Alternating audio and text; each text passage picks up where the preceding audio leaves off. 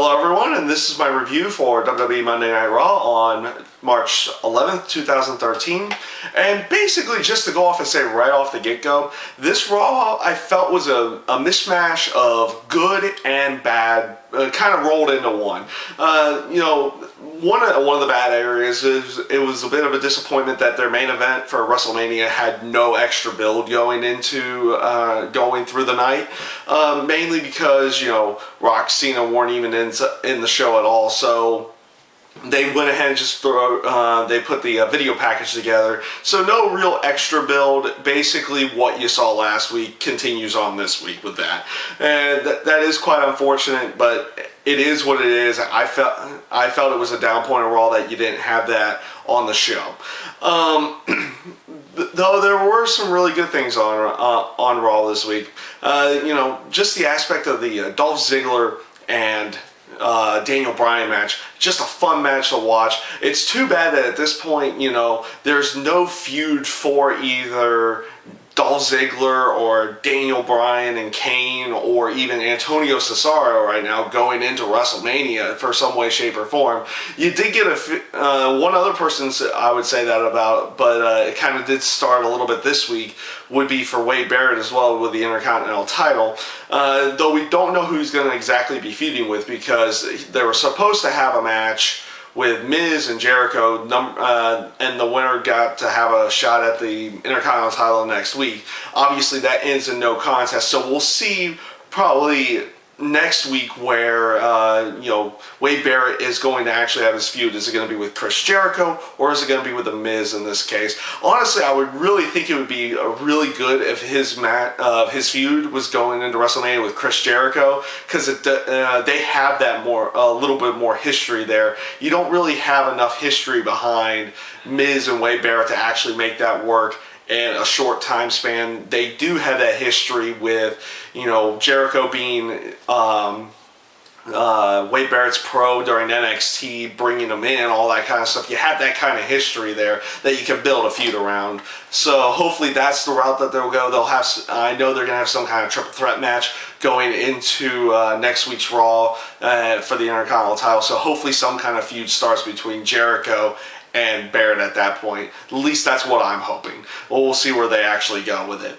Another aspect that I actually ended up kind of liking on Raw was the interaction between Mark Henry and Ryback. I kind of like their one-upsmanship of taking out Drew McIntyre after Ryback's match with Heath Slater. So, and just in that aspect, you had the two of them just trying to outdo each other. I kind of actually liked what they were trying to do, and I initially found it to be a little weird that they were going to have a match going into Friday Night SmackDown, but all in all, I'm actually thinking now for the feud itself that it would probably be best for them to have some kind of match before WrestleMania, because obviously they're trying to build something going into WrestleMania here, but you can't really have a war of words between the two of them. You kind of have a war of actions in that sense. So putting them in a match here would probably actually be for the best, because you could just end it in disqualification, or you can end in double count it. You have something that you can continue on with the feud and maybe progress the storyline going into that. So hopefully that's where they go with on Friday night. But I like their aspect on Raw as well here.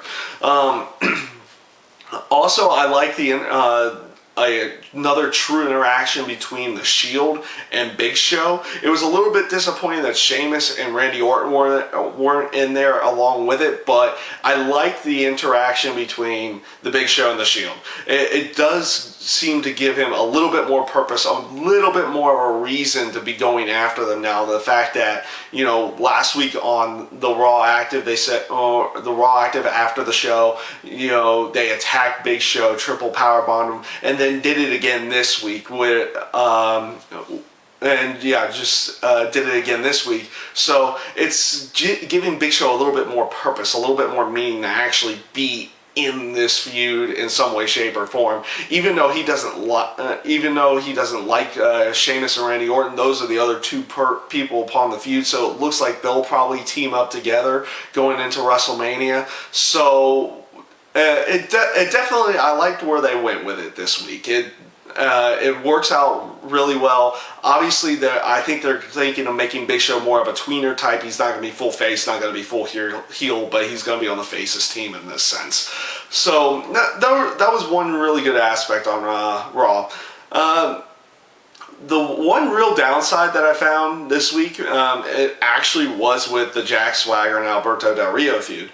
It didn't seem to work well, where it's been working over the past few weeks. Obviously, you got that physical altercation finally after the Jack Swagger and Sin Cara match. That was a nice little touch there, but you know, the little promo beforehand by Alberto Del Rio didn't really do anything for the feud. And obviously, this week, it seems like the promos for Zeb Coulter and Jack Swagger, though extremely controversial and does touch a nerve, get some real good heel heat. This week it just, and it did it again this week, it seems like it's the same thing reiterated again and again and again and again. Hopefully they can go some other route about this and make it seem a little bit more fresh, a little bit more, you know, continuation with the feud instead of seeming to be the same thing on a weekly basis.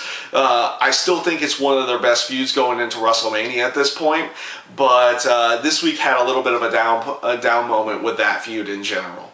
And this basically brings me to what I feel was the main focal point of Raw, and it obviously was the main focal point of Raw.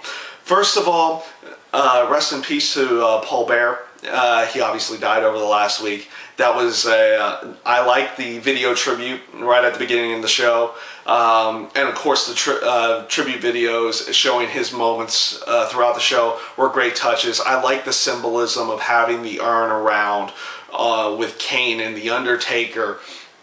It definitely worked well. It worked well for both of them, and this was where I felt that they did honestly a great job. They did the video tribute. They had the in memory to Paul Bearer and to the person who played Paul Bearer, you know, and then CM Punk. This was probably the best heel moment that they've probably done in quite some time. Just him initially interrupting The Undertaker and cutting a promo about how he's going to beat him at WrestleMania. And then you have the Raw Active moment where Kane comes out and attacks him, leading into their match later that night for a no disqualification match. So that was all really well done. The match was really well done. I liked the little gong right at the end of the match, distracting CM Punk, allowing Kane to get the victory. And then you have that moment between Kane and Undertaker where they're posing, and then you have the silhouette back up on the Titantron, and then Punk again, he grabs the urn and smashes it over Kane's head.